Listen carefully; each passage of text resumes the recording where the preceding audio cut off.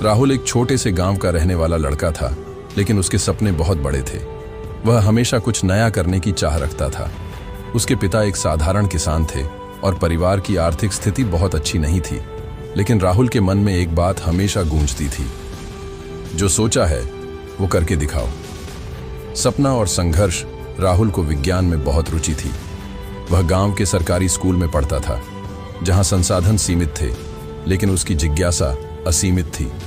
उसने एक बार विज्ञान की किताब में एक ऐसा मोटर देखा था जो बिना बिजली के भी चल सकता था।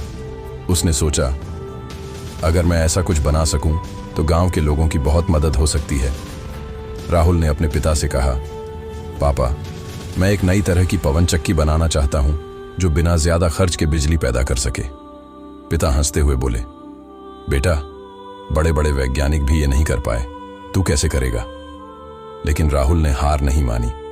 उसने गांव के कबाड़ से पुरानी साइकिल के पहिए, लोहे की चादरें और लकड़ी के टुकड़े इकट्ठे किए।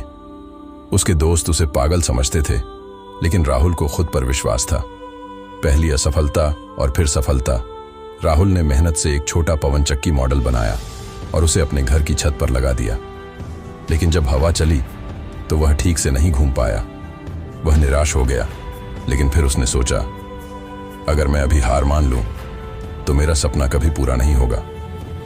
उसने दोबारा अपने मॉडल का अध्ययन किया और पाया कि पंखुड़ियां हल्की होने से ज्यादा तेजी से घूम सकती हैं। उसने पुराने प्लास्टिक के डिब्बों का इस्तेमाल कर नई पंखुड़ियां बनाई और फिर से पवन चक्की को लगाया।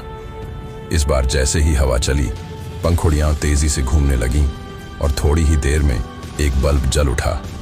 गांव की रोशनी। जब गांव वालों ने यह देखा तो वे दंग रह गए। राहुल ने जो सोचा था उसे करके दिखा दिया था। धीरे धीरे उसके पवन चक्की मॉडल को गांव के अन्य घरों में भी लगाया गया और जिन घरों में कभी अंधेरा हुआ करता था, वहां अब रोशनी थी।